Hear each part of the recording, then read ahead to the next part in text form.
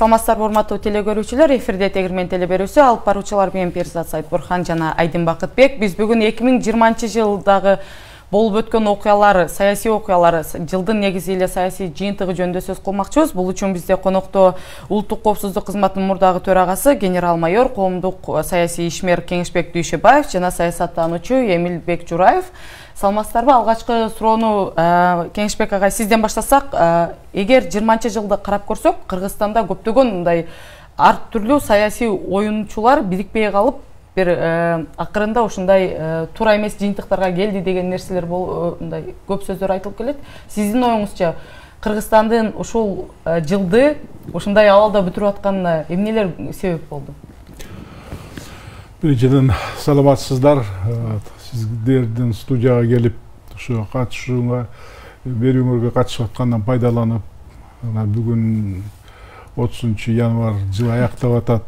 Жаңы жылы, 30 декабрь жыл аяктап атат. Ушундан колдонуп, элибизди жаңы келаткан жаңы жыл менен куттуктап, ушу келаткан уй жылы биздин эл үчүн молчулуктун, ынтымактын, берекенин жылы болсун деп каалап кетер элем. Анткени мына кетип аткан чычкан жылы биздин эл үчүн, мамлекет үчүн абдан кыйын болду. Мына өзүңүздөр дагы бүгүн ушу теле берүүгө чакырып, ушу жылдын жыйынтыктарын боюнча бир сөз кылалы депсиздер.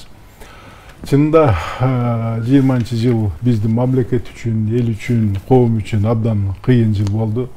Мен аны кандайдыр бир эки бөлүккө бөлүп карасак деп ойлойм. Бир бөлүгү бул жыл башынан башталган жана коронавирус тартым менен күрөшүү, анын запкысы, элибиз үчүн болгон кыйынчылыктары, жыйынтыктары деп койсок болот.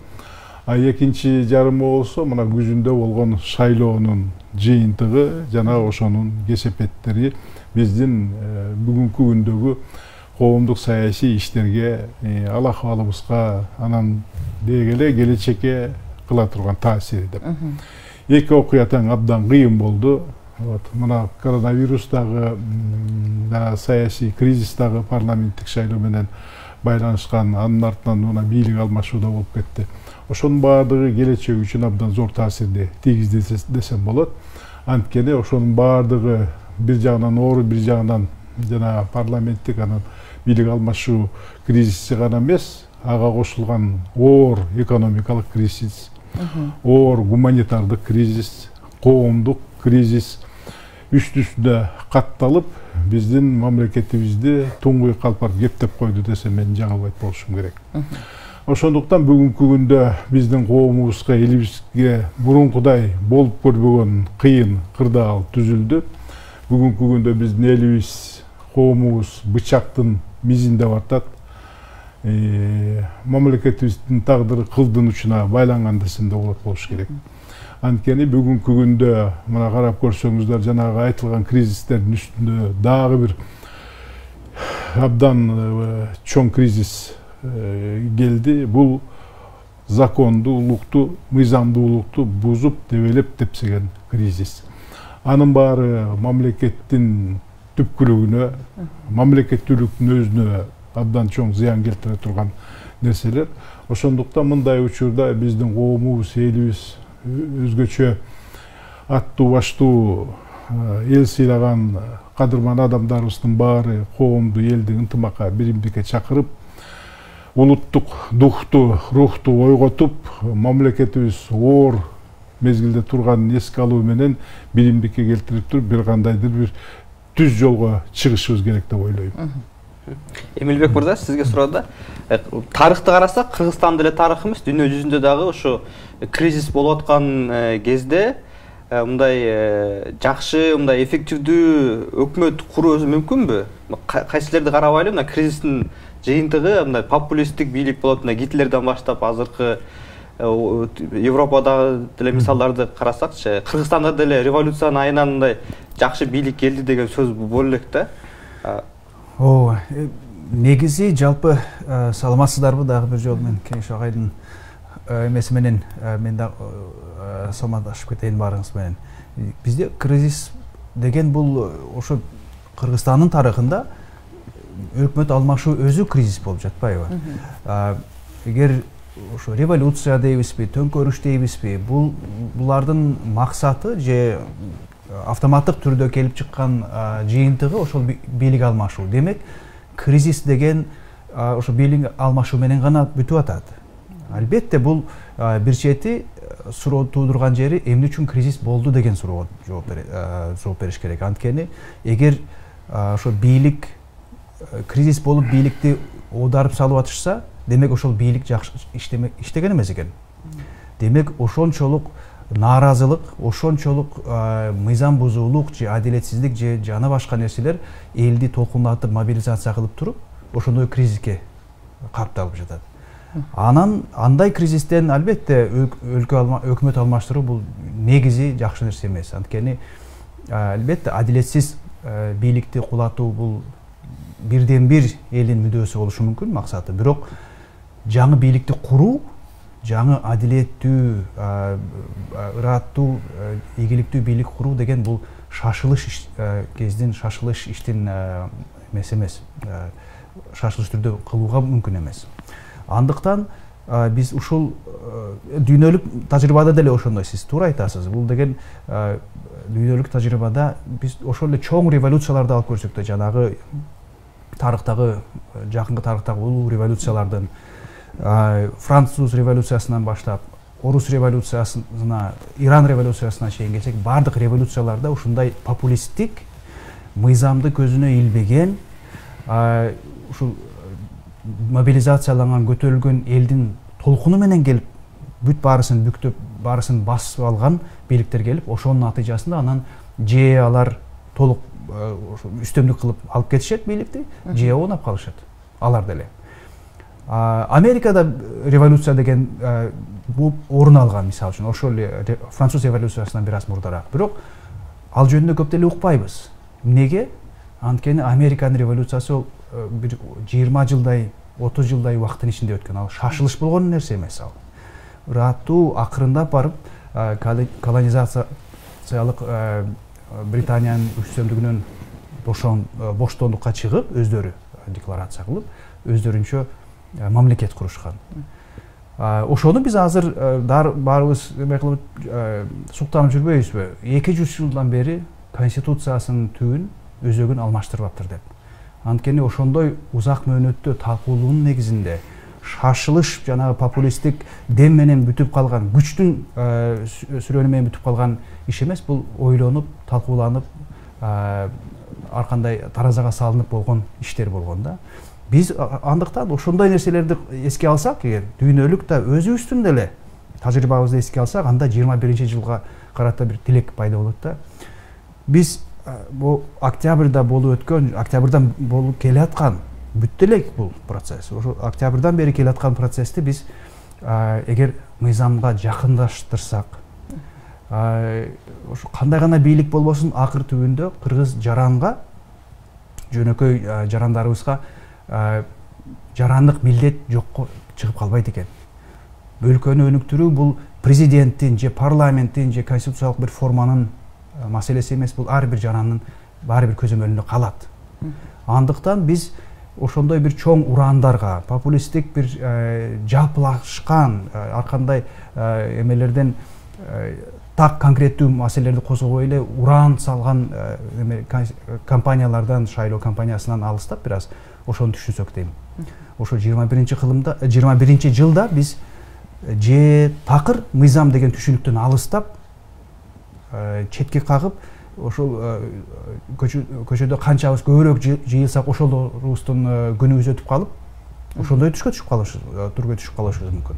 Же чынында үчүнчү жолку аракеттен бир туруктуураак, мыйзамга жакыныраак болгон, тазараак бийликти орнотуп, ошол бийликтин үстүнөн эл үстөмдүк кылышы керек. Кеңешбек мырза, мына 5-6 октябрдагы окуялардан кийин алгы басып алынганда мындай элде да сөз болду да, убактылуу өкмөт түзүш керек, 5-6 чакырылышта парламентти таратыш керек. Мурунку 2010 сыяктуу эле убактылуу өкмөт келип, 1-2 айдын ичинде жаңы шайлоо өткөрүш керек депчи, БШК менен биргеликте. Жаңы БШК түзүп депчи. Бирок ошо парламенттик шайлоого катышып утулуп ошо нааразычылык элди аянтка чогулткан саясий лидерлер баары жок, биз легитимдүү жол менен өтүшүбүз керекпиз, азыр деген жогорку кеңеш 6-чакырылыш жаңы өкмөттү шайлаш керек, анан парламент шайлоо өткөрүш керек деп легитимдүү жол менен барабыз деп жол тандап алышты да, бирок анын натыйжасын көрбөдүкпү. Депутаттар принципиалдын көрсөтпөй, тескерисинче саясий лидерлер легитимсиз жолдон качат десе, кайра эле жогорку кеңеш өзү легитимсиз жолго өтүп кетпейдиби? Конституциялык референдум өткөрөбүз деп, ал эч кандай талап болгон эмес да, болгону парламенттик шайлоону жаңыдан өткөрүү дегенчи. Ушул жерде саясий лидерлер чоң ката кетип алган жокпу? 6-чакырылышка ишене коюп. Эми биздин эгемендүүлүгүбүздүн кыска тарыхын карап көрсөк, же Кыргызстандын жаңы тарыхын карап көрсөк, мына келе турган 21-жылы биз эгемендүүлүктү алганыбыздын туура 30 жылдыгын белгилейбиз. Ушул кыска мөөнөттө карап көрсөк, биз азыркы мезгилде 6-президенттин тушунда жашап жатабыз. 30дан ашуун өкмөттү көрдүк. Мындайынан карап көрсөңүздөр, биздин элибиз бул бийлик алмашкан көнүп калгандай деле маанай болот да. Анткени 6 президент 30дан ашуун өкмөт деген оңой иш эмес да. Ошонун көпчүлүгү тилекке каршы кризистик алмашуулар болду. Ызычуулар менен коштолду, жана мамлекеттик төңкөрүштө революция менен коштолду десек жаңылышпайбыз. Анан эмеле сөз болуп кетти, мына башка көп мамлекеттерде дагы өкмөттөр деле алмашат, мамлекет башчылары деле келет, кетет. Бизде деле ошондой болуп атпайбы деп. Бирок мен бир айырмалуулугун көрүп атам да, башка мамлекеттерде карап көрсөңүздөр, өкмөт иштей албай кетсе, ызычуу менен кетсе, анын ордуна келген өкмөт кандайдыр бир жооптуураак болуп, тазараак болуп, мындай жакшы иштегенге аракет кылгандай маанай калтырат да. Анан ошо мамлекеттер бара-бара ошо өнүгүү жолуна түшүп, жакшы бир тарапка жылганга аракет кылышат. А бизде карап көрсөңүздөр, бийлик алмашкан сайын бийликтин сапаты төмөндөп бартат. Мамлекетибиздин, элибиздин жашоо турмушу, өнүгүү өсүшү 1 жылда, 2 жылда эмес, 10 жылда артка кетип атат. Буга эмне себеп?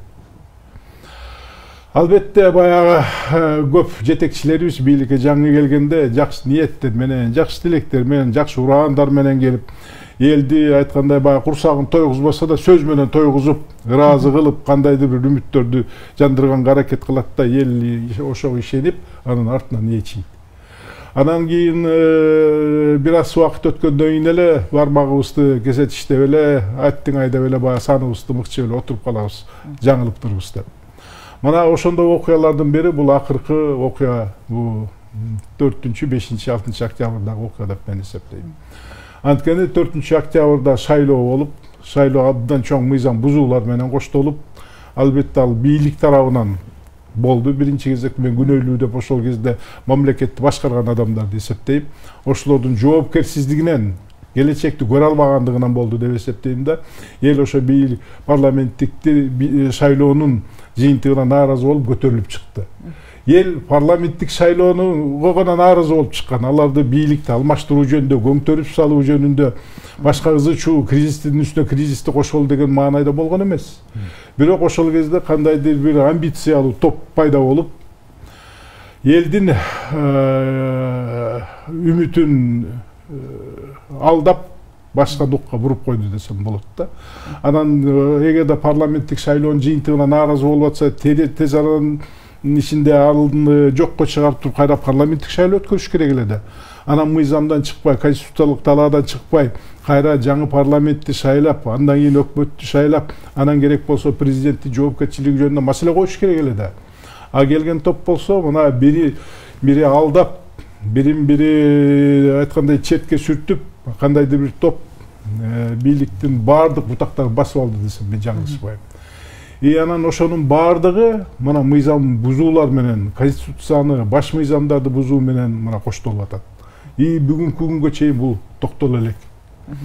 Анан мына мурун өзүңүздөр билесиздер, 10-жылдагы кандайдыр бир деңгээлде ошого окшогон окуя болуп, мына мамлекеттик төңкөрүш дейбизби, же апрель революциясы болгон. Бирок ошондо карап көрсөңүздөр, убактылуу өкмөт, мына 14 адамдан турган, ситуацияны тез эле колго алып, жоопкерчиликти толугу менен мойнуна алып, кризистен чыгарууга, жаңы конституциялык реформаны өткөрүүгө, бийликтин бутактарынын баардыгын өзгөртүүгө эл алдында ант берген да жооп берген. Анан кийин ошо өзүнүн жоопкерчилигинин көпчүлүгүн аткарды десем мен жаңылышпайм.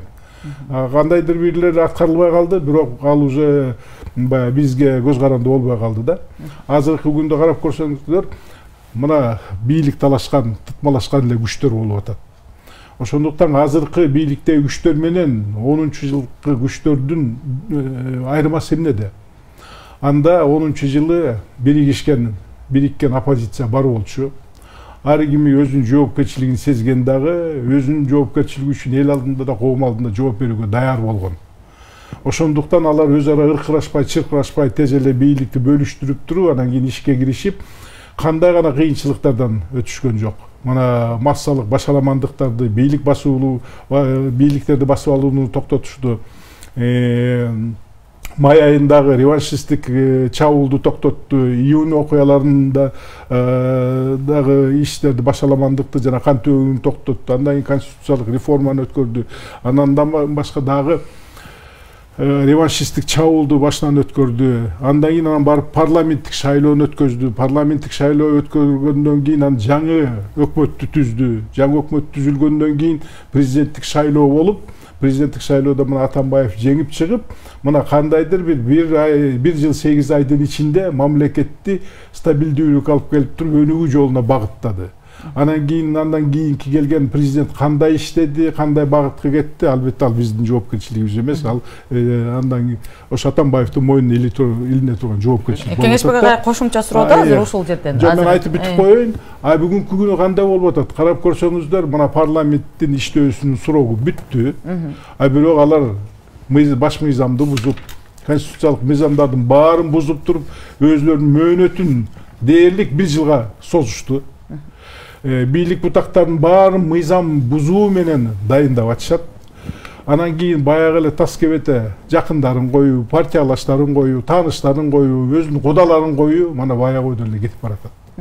Ошондуктан 10-жылкы окуя менен быйылкы жылкы окуянын айырмасы асман менен жердей. 10-жылкы окуяда убактылуу өкмөт мамлекеттин, коомдун, элдин кызыкчылыгы үчүн күрөшүп башын сайса, бүгүнкү күндөгү топтор өзүнүн жеке кызыкчылыгы үчүн күрөшүп атат десем мен жаңылышпайм. Кеңешбек агай, сиз кандай ойлойсуз? Эмне үчүн 5-6 октябрда биз эки топту көрө алдык да, ошол саясий элиталар дейбизби, саясий лидерлердин эки тобун көрдүк. Бирөөсү ошол Садыр Жапаров баштаган топ, булар агрессивдүү түрдө ошол күндөрү ак үй болобу, өкмөт үйү болобу баарын ээлеп туруп алышты да. Ошол эле учурда ал жерде башка дагы топ бар болчу да. Ошол эле Клара Сооронкулова, Бабанов, Мадумаров баштаган топ өзүнчө ушундай бир топ түзүп алып, алар башка жолду сунуштап атышкан. Бирок эмне үчүн ошол жерде Садыр Жапаров жеңип кетти? Эмне үчүн оппозиция ушул боло турган окуяга даяр эмес болчу? Ушундай болоорун эч ким алдын ала билген эмеспи? Эми кандай жол картасын эмне үчүн сунуштай алышкан жок да? Мен ойлойм, биринчи кезекте эгерде 4-октябрда парламенттик шайлоо мыйзам бузуу жолу менен боло турган болсо, ызы чуу чыгып, кандайдыр бир толкундоолор болоору баары эле билип турушкан. Президенттен тартып жөнөкөй адамга чейин айтып атышкан.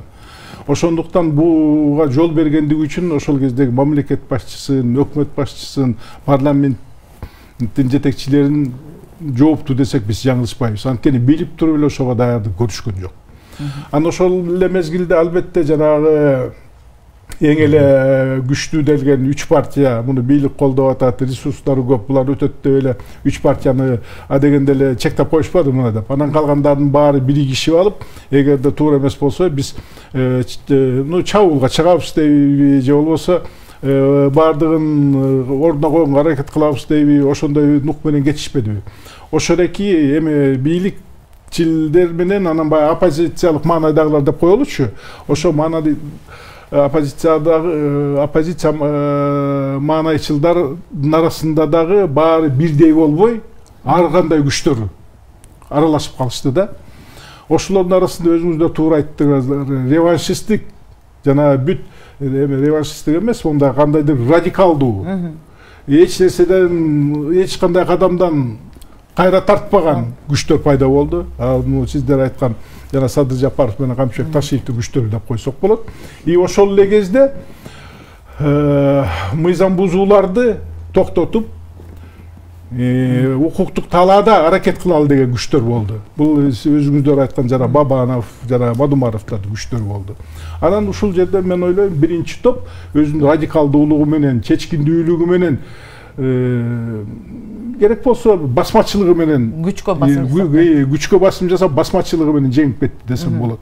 Ошондуктан алар мыйзамдык талаадан кетип басмачылык жолго түшүп, бүт баарын каалагандай басып алып, мына мен айтканым айткан, билгеним билген, мен айткандай болот деп туруп, мына закондордун баарын тебелеп тепсеп, ошол жол менен кетти.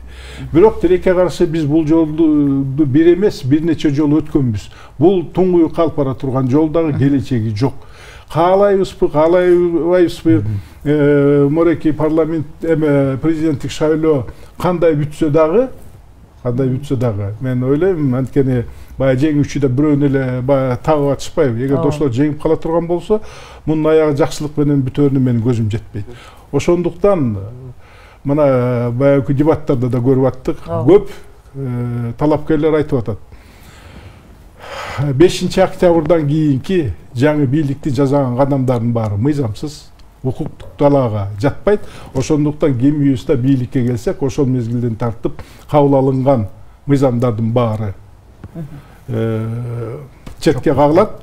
Дайындоолордун баары четке кагылат дагы, баардыгы азыр иштеп аткан конституция негизинде укуктук талаага келет деп. Чоң рахмат. Эмилбек мырза, ошо 6 октябрдан кийин Достук отелинде эсиңизде болсо, Садыр Жапаровду премьер кылып дайындайбыз деп ошо топ даярданып атканда, эртеси күнү жаштардын арасынан Тилек Токтогазиев сүрөлүп чыгып, керек болсо ошо эле агрессивдүү тактика аркылуу өкмөт үйүн басып алганда, мен премьер-министр болом деп, ошондо анын жанындагы саясий партнерлору, ошо башка партиянын өкүлдөрү мындай толук түрдө колдобой койду да, мындай айтканда, чатак башка мындай нукка бурулуп кетмек да. Бирок Тилек Токтогазиевдин аракети ишке ашпай калгандан кийин эртеси күнү мисалы Атамбаевдер пайда болду, Бабановдор. Бирок саясий лидерлер ошолордун арасын тегерегинде эмне үчүн Тилекти колдобосо дагы Атамбаевдорду колдоп туруп алышты да, биригипчи. Бул эмнеден кабар берет? Кыргызстан саясатында эмне маанилүү? Жаштар эмне үчүн колунан келбей атат? Эми азыр эле агай бир четин айтып чыкты. Бул жерде чында көп нерседен кабар берет. Ошол эмне үчүн бизде Кыргызстанда 5-6 октябрдагы иштер болуп кетти. Эмне үчүн 9 октябрдагы иштер болду, 15 октябрь жана башка. Булардын баарысында көптөгөн себептер бар албетте. Кээ бир себептер так ошол ситуативдик жерде, так ошол жерде кимдер мисалы үчүн көбүрөөк үстөмдүк кылган позицияларга ээ болуп калды. Мисалы үчүн ошол 6 октябрдан баштап эле Садыр Жапаровдун жактоочулары күч менен эле ачык эле айтыш керек, күч менен кол бурабатып эле биринчи жолу премьерлигин жарыялашты. Анан жалган айтпасам 2-3 күндөн кийин дагы бир жолу, анан 3-чү жолунан бекитилди эмеспи. Мындай кезде биринчиден тактикалык жактан менимче айырмачылык болду. Садыр Жапаровдун командасы так бириккен, өтө мобилдүү жана максатты алдан эле бекем бир жерден башкарылган. Бир жерден эле башкарды жана ошол Садыр Жапаров премьер болот болду. Башка эч кандай вариантты карашкан да жок.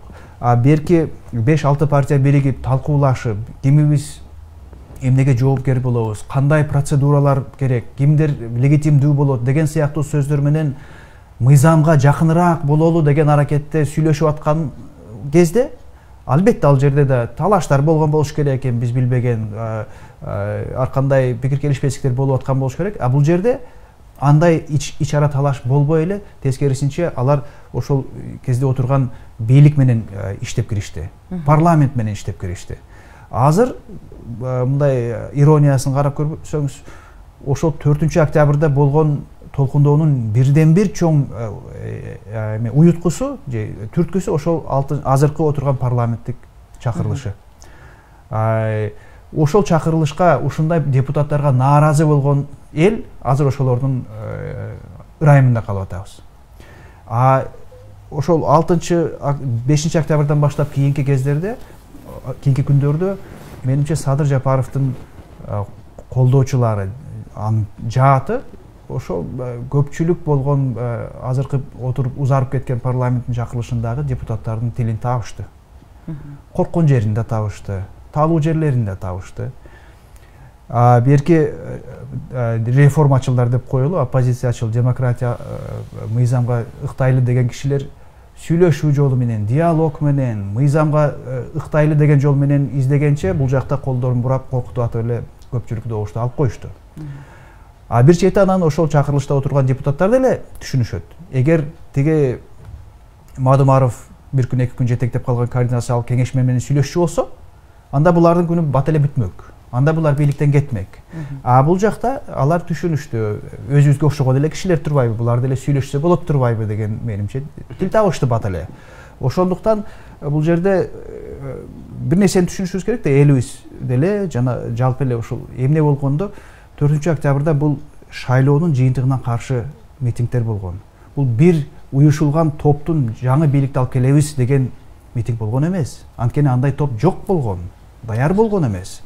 14 партия катышкан, 15 партия катышкан ал шайлоого, ошонун 13-ü оппозициячыл болуп калды. Албетте анын баарыбыз алдын ала билишибиз керек болчу, бул ар түрдүүлүк, плюрализм, бири-бири менен келишпестиктер шайлоо ичинде эле болуп келген.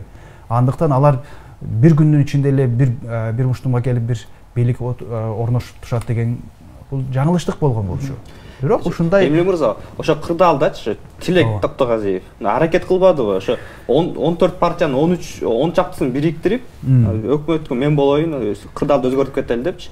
Бирок эртеси күнү эмнегедир ошо 10 партиянын лидерлери бар, ошо Бабановдон баштап башкасына чейин Атамбаевди барып колдоп туруп алышты да. Бул ал кишинин феномени эмнеде? Эмне үчүн Тилек андан эмнеси кем да ал кишиденчи? Айырмасы өтө чоң. Албетте аларды салыштырып мүмкүн эмес. Менимче кайра эле мен жана айтып атпайбы, булар талкуулашып, бири-бири менен пикир келишпес болуп талашып атышты ошол кезде. Тилек Токтогазиевдин кемчилиги эмне болгон? Бул ал жигиттин саясатта буга чейинки тажрыйбасы жок болуп калды. Калыптанып калган контакттары жок болуп калды. Калыптанып калган диалог жүргүзүүчү бир капиталы жок болуп калды.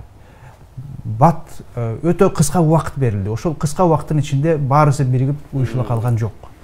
Көпчүлүгү өзгөчө жана Садыр Жапаровдун тактикасын, стратегиясын көргөндөн кийин ошого тете күч болушубуз керек экен, ошого тете жана элди жыйып келиш керек, жанагы күчкө салчу болсо ошол жагында даяр болуш керек деп анан киши издеп калышты. Ошол кезде анан Бабановго барышты, Атамбаевге барышты.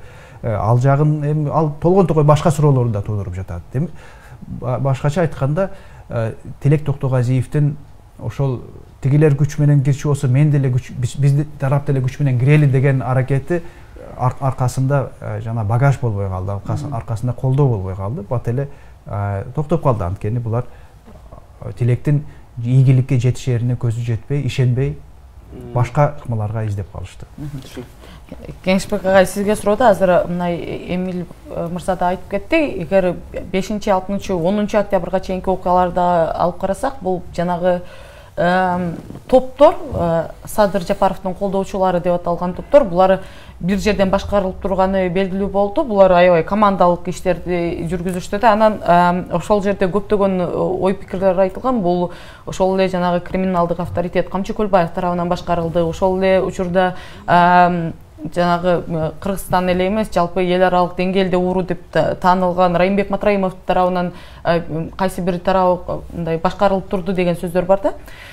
Андан кийин бирок ушул бийлик аябай жанагы театралдык түрдө экөөсүн тең кармап, бирөөсүн камап, бирөөсүн деген кайсы бир бөлүгүнүн акчасын бюджетке кайтарылып келди.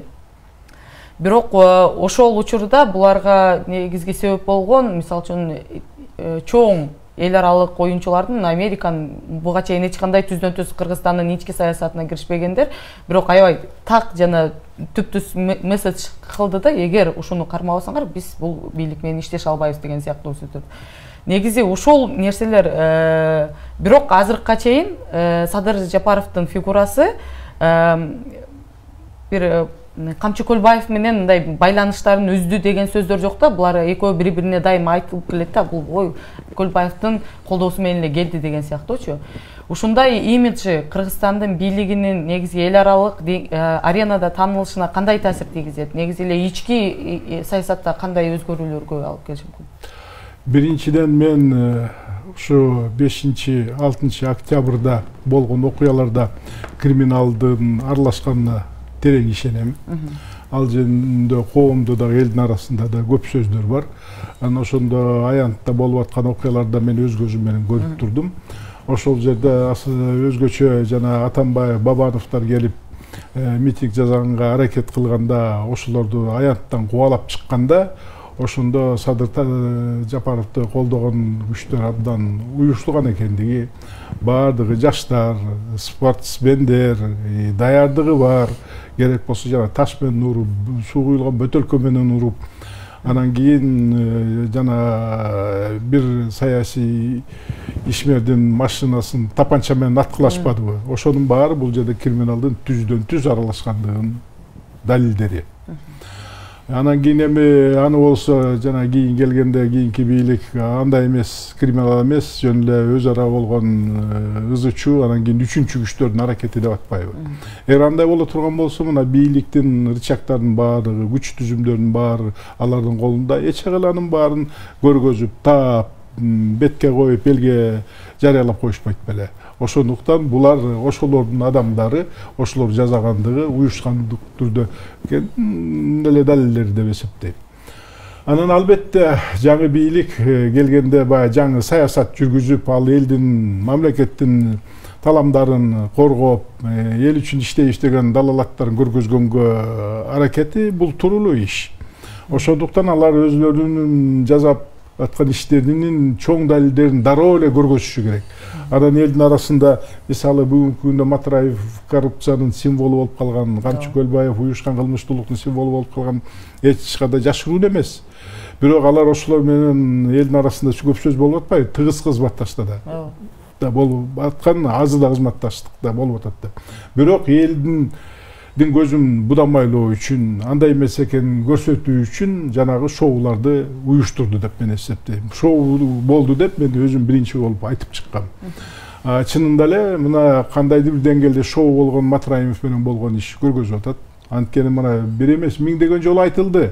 Үстөн иш козголбосо, буга чейин укук коргоо органдарынын баары аппакай, таптатынакай, биз да кылмыш жасаган эмес деп келип эле ушул жерге келгенде эле, бул кылмыш бар экен, өзү 2 миллиард сомду урдап алганы мойнуна алды деп эле, анан кийин аны сотсуз эле жана экспертизасыз эле 2 миллиард сомду төлөттүрүп эле кустуртуп аткан эле далил болуп атпайбы? Анан кийин анын баары тергөө тактабаса, билбесе, эмне үчүн 2 миллиард сом төлөп атат? Балким ал 200 миллиард сом төлөш керек болчу да.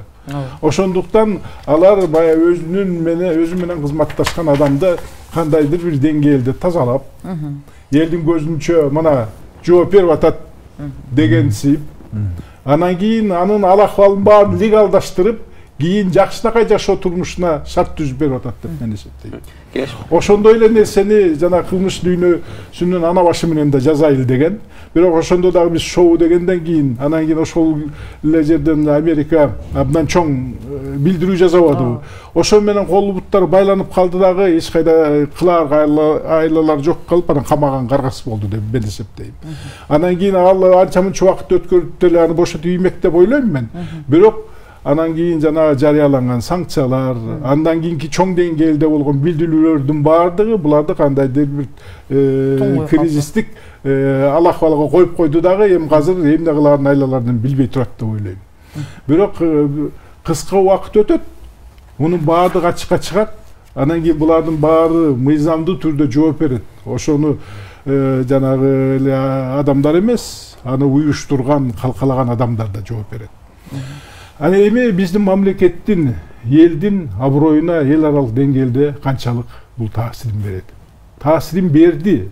4 октябрдан бери билесиздер, биздин тышкы саясатыбыз токтоп калды. Биз менен азыр бүгүнкү күндө өкмөттүн деңгээлинде, мамлекет башчыларынын деңгээлинде, парламенттик деңгээлде бир да мамлекет сүйлөшө элек.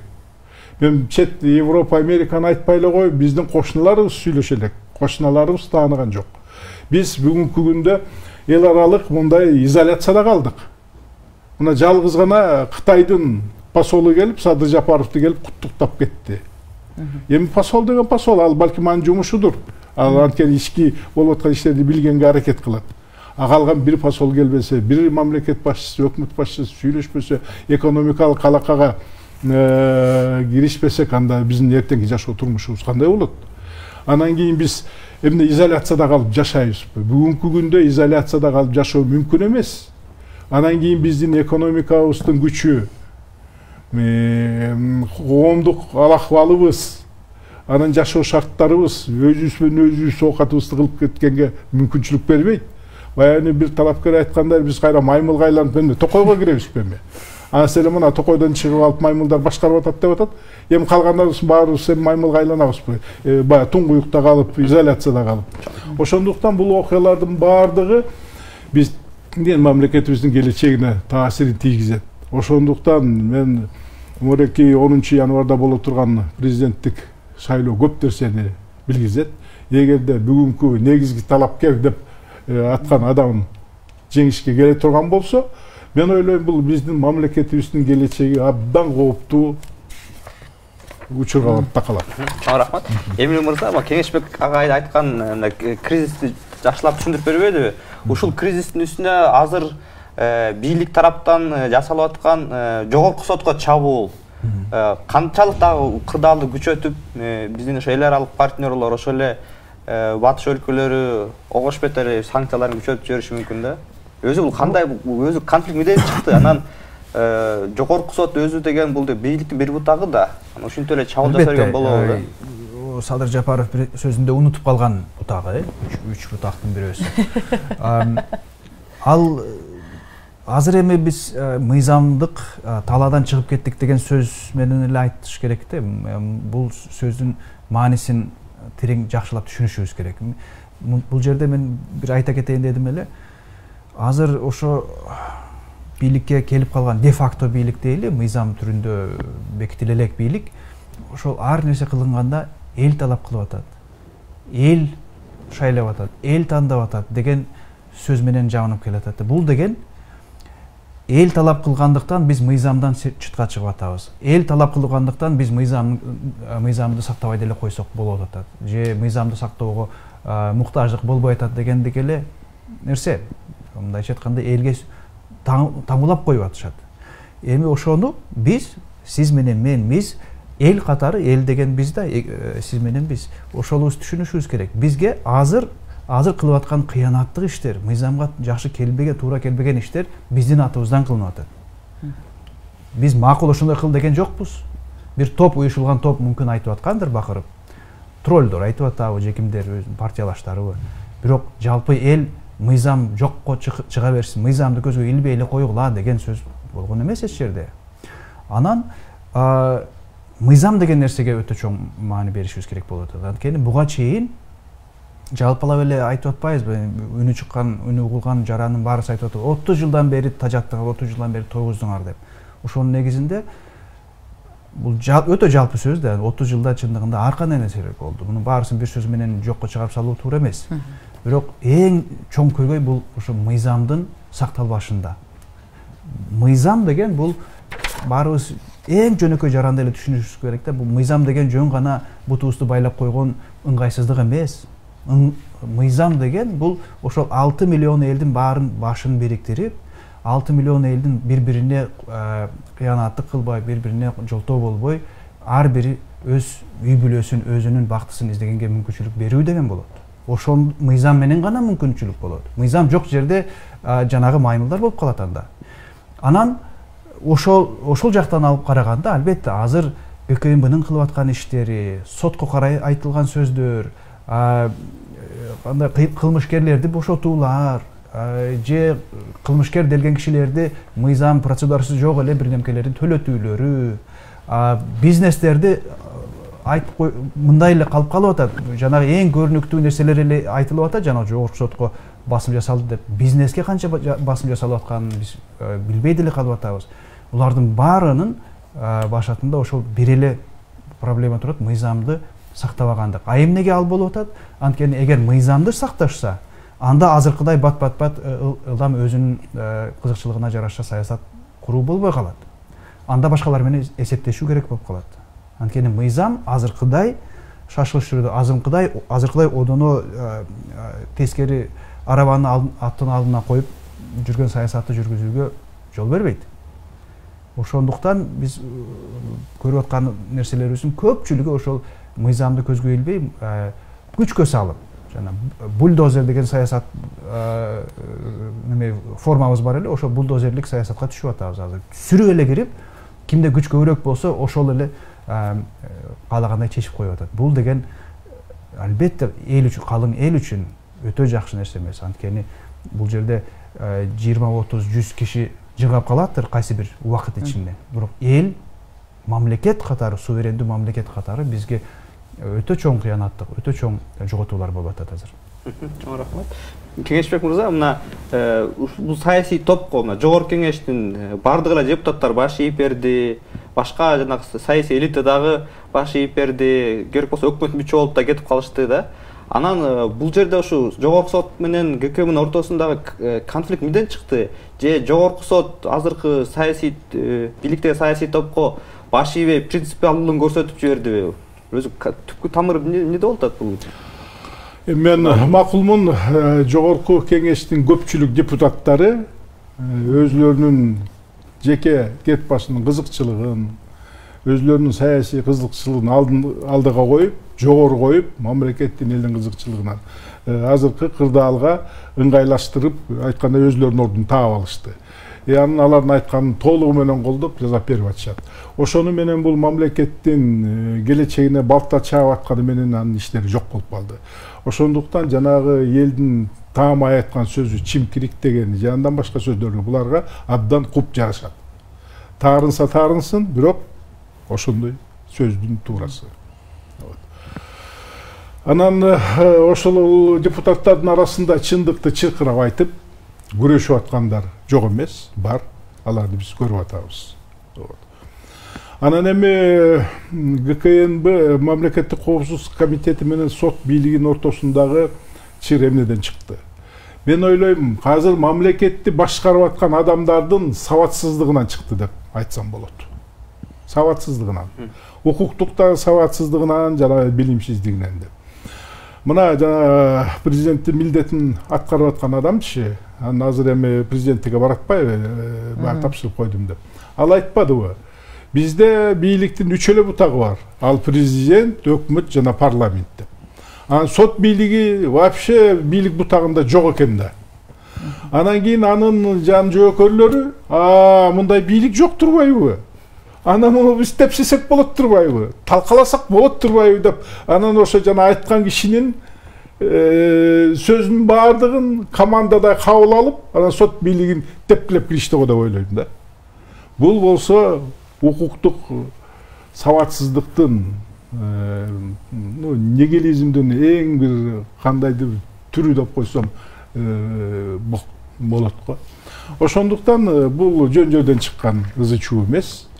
Бул жана сабатсыздыктан, билимсиздиктен келип чыккан ызы чуу, бирок ал мамлекет үчүн абдан кооптуу нерсе.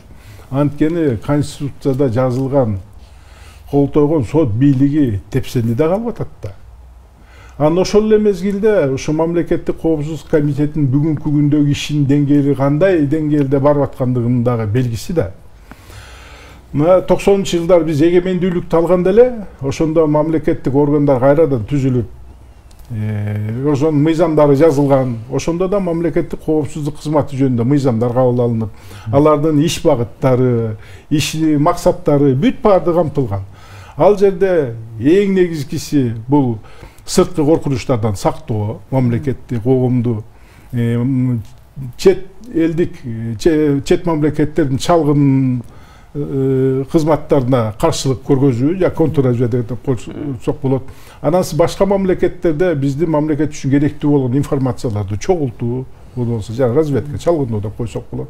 И ошол эле мезгилде бүткүл дүйнөлүк жана современный вызов деп атпайбызбы? Международный терроризм, международный наркотрафик. экстремизм, сепаратизм ушуга окшогон коркунучтар менен күрөшүү. А бүгүнкү күндө биздин мамлекеттик коопсуздук кызматыбыз эмне болуп калды? Бул ички саясий жана карательный органга айланып калды. Өзгөчө бул мурунку кеткен жана Атамбаевдин учурунда болду, жаңылышпайм. Анткени ошондо жана коррупцияга каршы кызматты түзүп, албетте коррупция мамлекет үчүн абдан чоң коркунуч. Бирок ал сырткы коркунучтар эмес, ал ички коркунучта. Ошондуктан ошо кызматты түзүп, анан кийин аны элдин, мамлекеттин кызыкчылыгына иштетпей, аны өзүнүн жеке куралына айландырып алды дагы.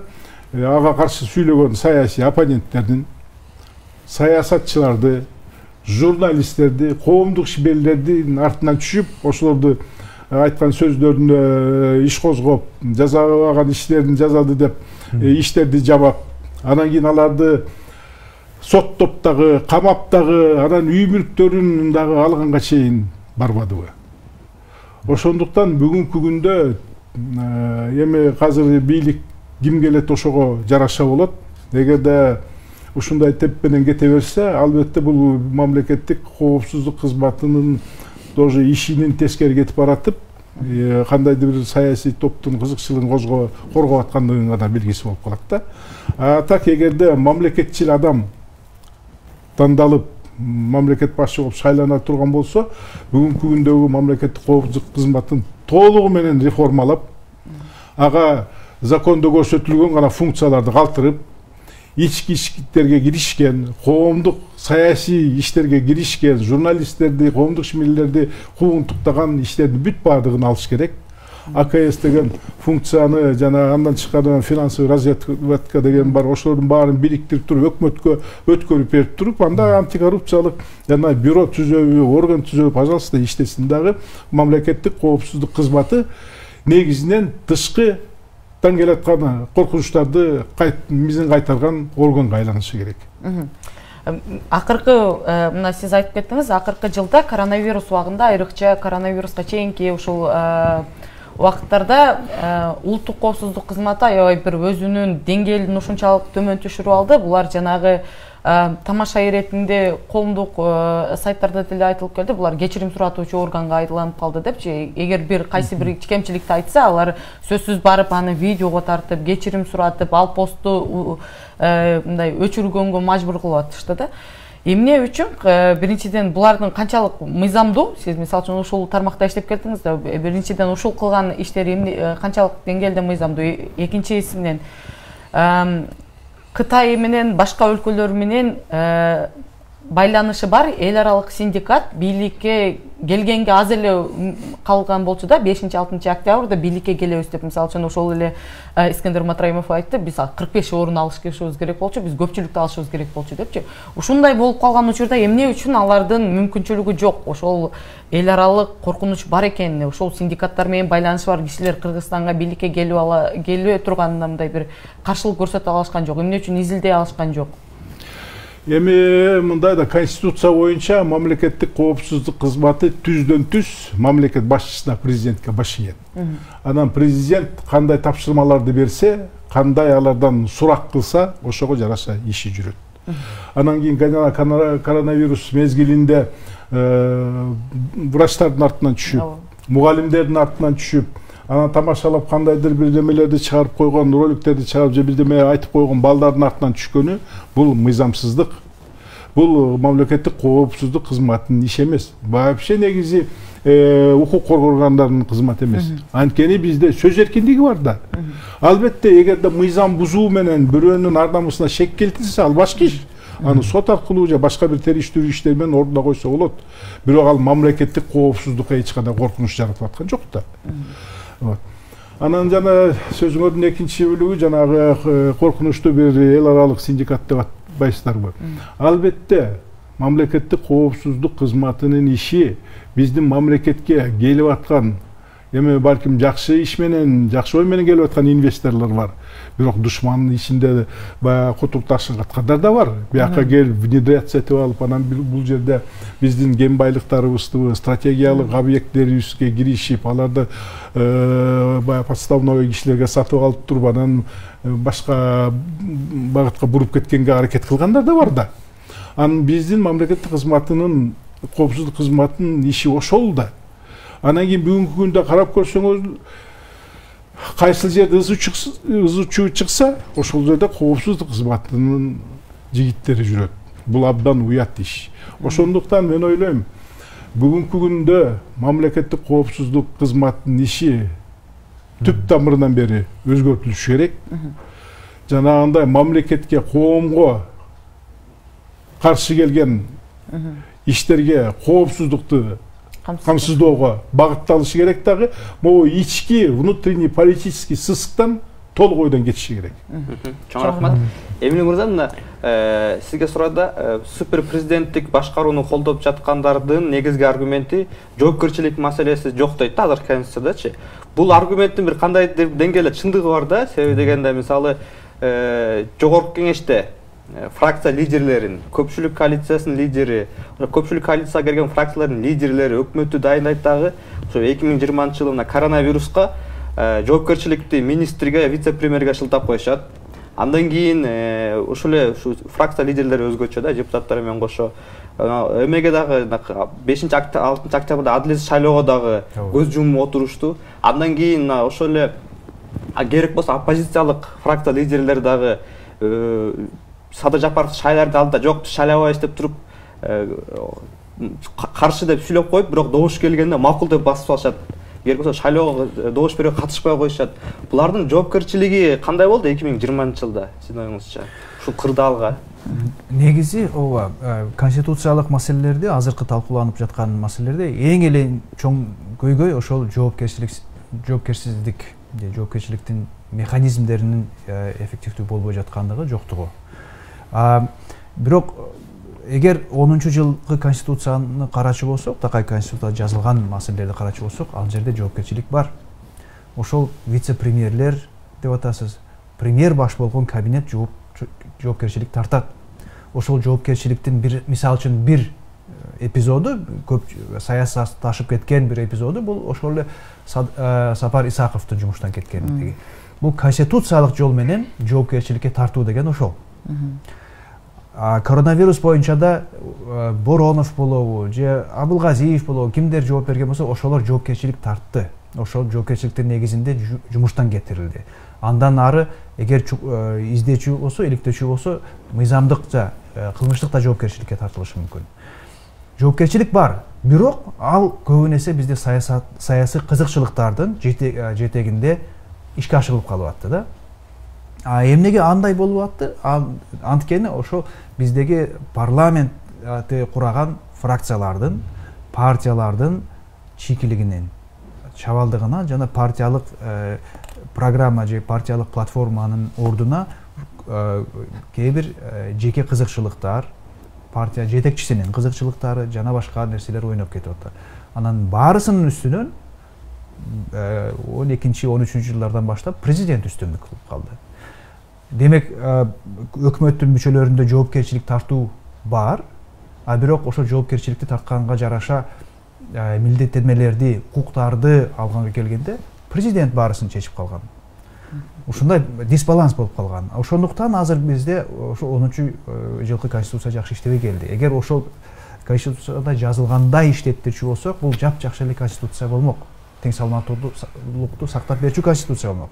Азыр кандай болуп атат? Азыр сүйлөшүлүп жаткан, талкууланып жаткан проектиде, конституциялык проектиде жана кайра эле эч бир анализи жок, такай изилденген ойлору жок эле ураанын негизинде баарысына бир киши жоопкерчилик тартыш керек.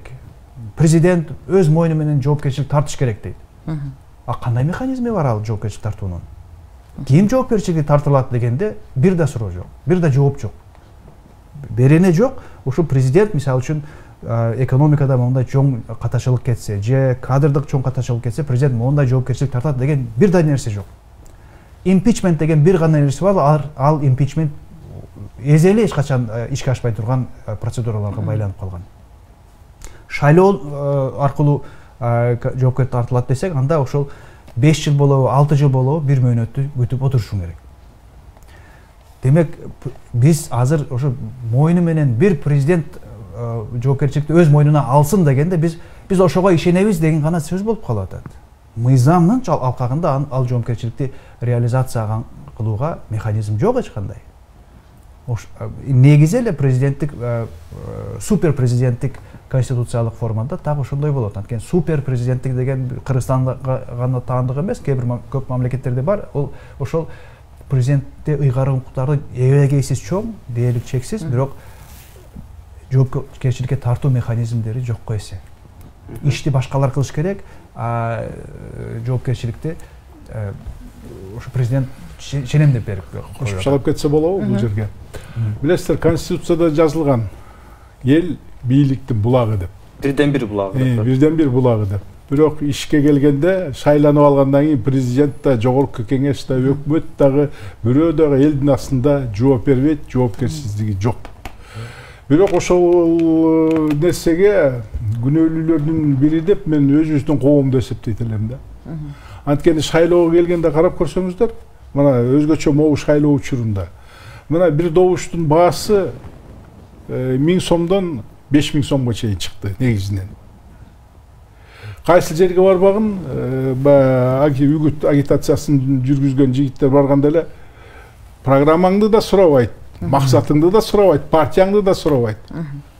Эмне бересиң, канча төлөйсүң. Ошондуктан биздин жарандар, мекендештерибиз өзүлөрүнүн добушун товарга айландырып коюшту дагы, анан ошону сатып атышат. Товарды сатып алгандан кийин анын ээси, сатып алган киши да ал өзү кандай кааласа ошондой колдонулат да. Сен товарыңды сатып ийгенден кийин ай менин товарымды кандай колдонуп атасың, эмне кылып атасың деп суроого акысы жок. Сурасаң ай сенин ишиң эмне? Мен сатып албадым беле. Калганын ишиң болбосун дейт. Ошондуктан биз каалайбызбы, каалабайбызбы, кайра эле барып өзүбүздүн анга өзүбүз түшүп калып атпайбызбы?